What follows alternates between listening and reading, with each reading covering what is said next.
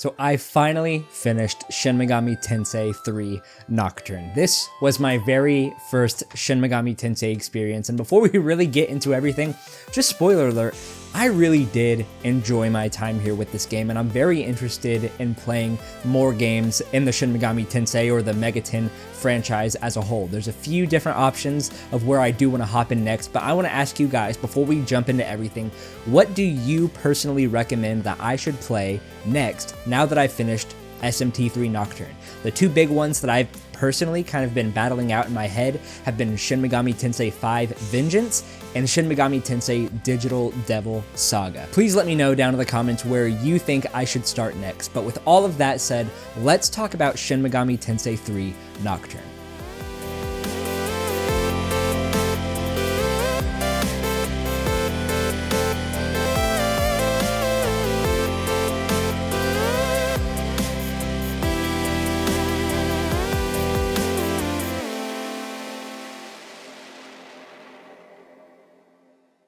I did it. 30 hours later, I finally finished Shin Megami Tensei 3, and it was a great time. I'm excited just to talk to you guys all about the things that I love about this game, the things that I mostly just appreciate, even the things that I didn't really like, but I liked them conceptually. Maybe they didn't execute them personally to my liking, but conceptually, this game introduces so many things that I wish that other RPGs would absolutely take inspiration from. And then, of course, just some other aspects of the game that I personally didn't feel like worked at all for me. Maybe they'll work for some people, maybe not for others, but also this review is kind of piggybacking off of my first impressions video. I will leave a link up here in the corner and in the description below if you have not checked out that video. I basically played about the first 10 hours or so of this game and essentially gave my first impressions of everything that I was experiencing, from the story to the gameplay to everything, reading in between the lines of all of that stuff. And overall, I was having a good time, but now that I've actually finished the game, I definitely have some expanded thoughts. So like I said, if you haven't checked out my first impressions video, I want to save a little bit of my breath in this review. So go check out that video first and then maybe hop into this video. But yeah, let's just talk about everything with the good. My experience overall was positive. The game was full of a lot of different things that I was a bit mixed on, but in general, most of the things that this game brought to the table, I feel did it in a very well done way. Presentation wise, the atmosphere absolutely fits the gameplay and the story all together. You are in a desolate world. The whole world has basically started over, and you are a lone wolf out there recruiting demons and trying to unravel this mystery of what's happened to the world and eventually find a bunch of philosophical reasons to align yourself with that eventually come to bring the world back together. But without getting into too many spoilers with all of those reasons and different philosophical discussions, the atmosphere as a whole, like I said, is done incredibly well. Visually, sure, it can feel a little bit outdated. It can feel like a PlayStation 2 game, and I personally don't find that as a negative at all. I appreciate the graphics that this game has, even though the remaster didn't do a ton to touch up the quality of the graphics in many areas. I felt that overall, the artistic design in its world and its atmosphere was done incredibly well. You've probably heard this said a million times online that the Megaten franchise is kind of the quote-unquote Dark Souls of RPGs. Yes, many of those comments are discussing things like its difficulty and its gameplay, but personally, I felt that the actual exploration of the world and understanding the plot and themes of this game, that part is what really reminded me of Dark Souls. You're going to have a hard time really understanding what's going on in this world if you are not communicating to the NPCs of the world and talking to demons that you come across in battle. There are just so many blink and you'll miss it moments in its story where you've really got to be paying full attention to what's going on here to have a full grasp of its narrative. I personally find it as a plus, as it gives the player agency to figure out if they really do want to understand this world or not. But as I said earlier, with the desolate nature of the plot of this game. You're starting from scratch, but you're also learning about different philosophies brought up throughout the world. Later on in the story, you learn about these concepts called reasons, and there are certain people who, whenever they have a strong enough reason and a strong enough connection to the god of that reason, they then later have the ability to transform this desolate world into a world that resembles their reason. There are a handful of characters in the game who have very specific reasons, and not every single one of them is necessarily designed to be a good reason or a bad reason. These are all just reasons full of different philosophical discussion about how you see the world. The reasons in question are all extreme, so you can definitely find a lot of holes maybe to your own worldview. So I personally didn't necessarily find any of the reasons to be something that I personally really do latch onto. Without giving any details to what this reason is, I decided to choose the reason of freedom at the end of the game. But if I were to choose a different reason in the game to latch onto, it maybe would have been Chiaki's. Like I said, none of these reasons actually are something that I personally connect to on a worldview level, but that's kind of the point of the decision making of this game. None of them are going to be something that you likely fully 100% agree with. They're all extremes. But outside of these main characters with these extreme philosophies and extreme reasons, there were a couple of actually fairly interesting side characters who you're not really supposed to latch on to any of their ideas, so to say, but they do have interesting ideas nonetheless of the world that you're in. I'm primarily talking about the mannequins and some of the side plot that happens with the mannequin characters. These were very interesting creatures to study and try to understand when going throughout this world. Like I said, I'm not really trying to get into too many spoilers about the nature of all of these reasons and all these characters and stuff, but nonetheless, just to say that I did enjoy the characters and the kind of desolate nature of where they stand in this world. But let's talk about the gameplay here for a second, because I absolutely loved the way that this game presented its gameplay system. Yes, it is a turn-based RPG where there are random encounters, but so much actual preparation is required to ace these battles. The way you level up in this game is similar to that of almost every other RPG out there. You gain experience and your characters level up. However, with your primary character, with the Demi-fiend, you get to decide where he levels up. Do you want his strength to increase? Do you want his magic to increase, his luck, his agility, his health, all of that stuff? That's all up to you whenever your character does level up. I personally went for a strength build character in this whole playthrough, but I do want to talk about the Magatama. There are multiple Magatama that you can collect throughout this entire game, and all of them affect your stats in many different ways. Some of the Magatama is an all-around boost to all of your stats, where you have everything increased a ton, but maybe sometimes too you are greeted with a curse. So there's kind of this curse and boon dynamic to the Magatama. When you hop into battle, at the top of the screen you can see how many turns your party has. Anytime you succeed an action in battle, that turn order goes down by just one peg. If you exploit an enemy weakness or land a critical attack, you gain an extra attack turn. Likewise, if you miss an enemy or you attack them with something that they are immune against, you actually lose an extra turn, making your turn go by a lot quicker. This logic also applies vice versa to the enemies as well. There's a lot of strategy here to this battle system, especially whenever you are playing on, let's say, a normal or a hard difficulty, because the AI of the enemies are pretty smart as well, where they are using debuffs and buffs on themselves and on you, and you can do the same thing and you can try to exploit enemy weaknesses. Once you get a grasp of the way that this system works, you kind of understand two different things. One is that this is actually a fairly straightforward system. It's not overly complex, it's actually pretty simple. And two, you actually learn that there is a lot of complexity at the same time. Like I said, there's a ton of strategy that goes into battle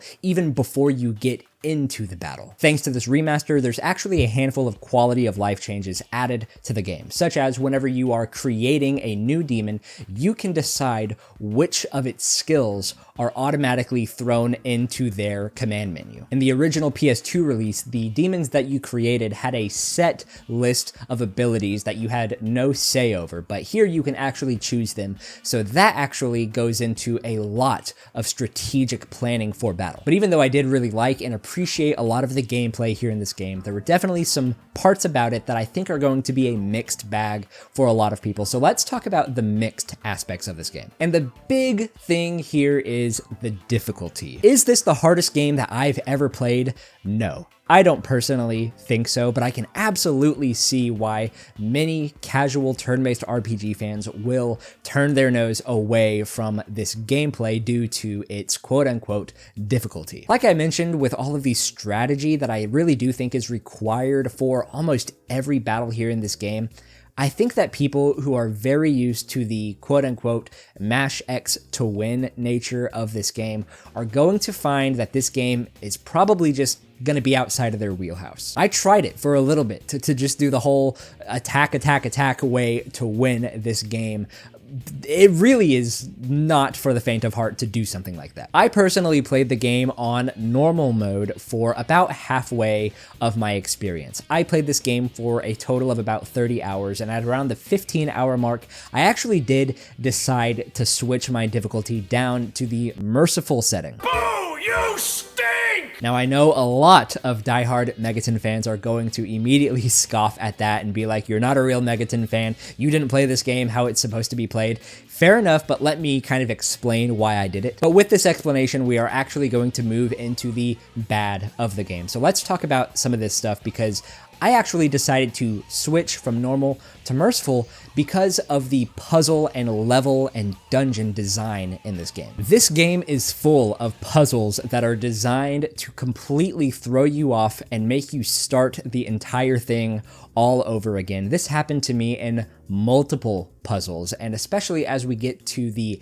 end of the game, there were just some level designs and some puzzle designs that I really did not like. And I didn't like them not because they were hard puzzles, but because of the way that these environmental puzzles were set up. They were designed to just be a ton of trial and error. In the normal difficulty of this game, you have a much higher encounter rate than you do in merciful. When I was exploring these dungeons and trying to solve these environmental puzzles, there were so many encounters that I was running into, and it was simply just eating up all of my playtime in this game. At a certain point, I was just getting into so many battles in the game that I just kind of wanted to put the controller down for a little while. But whenever I decided to change the difficulty down to merciful, the main reason for the switch for me was to lower that encounter rate, because oh my gosh, the encounter rate here is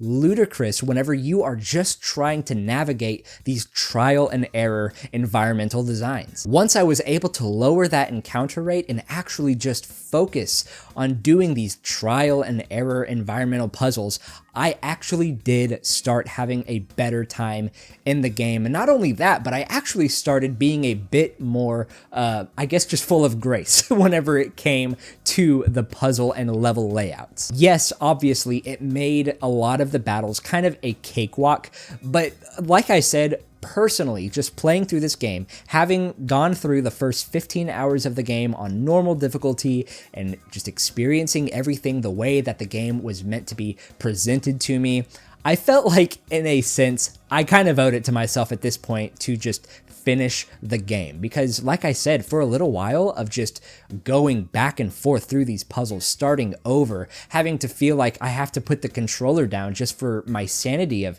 seeing these same rooms over and over and over again and seeing the same battles over and over and over again. Literally just changing the difficulty from normal down to merciful actually heightened my experience with the game. I actually did start to enjoy the game more. Please, Megaten fans, don't be so upset with me for not playing it the original way that it was released. I know how many of you guys can be, but like I said, because I did do this change, I actually really did enjoy the rest of my playtime. I actually started to turn my frown upside down, so to say. I was having a bit of a hard time and a time that I wasn't enjoying so much, but then when I finished the game, I overall had a very positive opinion of the entire experience. But guys, Shin Megami Tensei III Nocturne was my very first Megaten game. I had not finished any Persona game or any other Megaten or Shin Megami Tensei game prior to this, and like I had said earlier, this overall was an incredibly positive experience for me. I want to play more Megaten games. I want to play more games in the Shin Megami series. I want to play the Persona games. Let me know down in the comments below, what should my next Megaten game be? Like I said too, I'm kind of leaning toward either Digital Devil Saga or Shin Megami Tensei V, so of those two, which do you personally feel is a better next game for me? I got to discuss this game a little bit after my playthrough. Mix, you might have heard his name on the Resonant Arc channel, but me and him got to talking about Shin Megami Tensei 3, and because of my personal taste of Final Fantasy games, he actually recommended that I play Digital Devil Saga because it's kind of this same team's attempt at making a more streamlined RPG, Final Fantasy X-like experience in the Megaten universe. I also hear that Shin Megami Tensei V Vengeance actually has a lot of kind of plot connections to Shin Megami Tensei 3, whether or not they are fully connected or not. Things like the Amala network I know appear in both. So that's kind of another reason why I'm interested in Shin Megami Tensei 5. Also, while you're down in the comments, go ahead and just let me know what you thought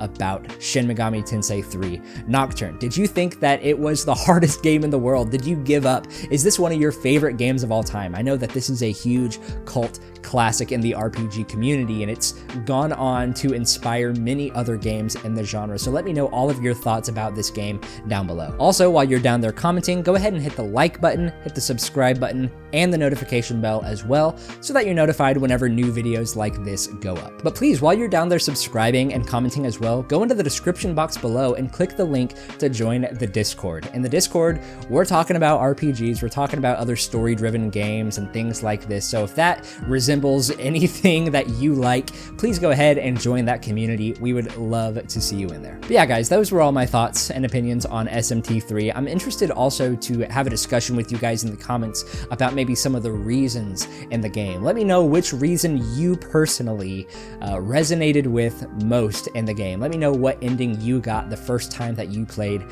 through this game, and what are some of your other favorite endings in this game. I'm excited just to kind of talk to you guys about that stuff in the comments below. So with all of that said, I will see you all in the next video. Bye-bye.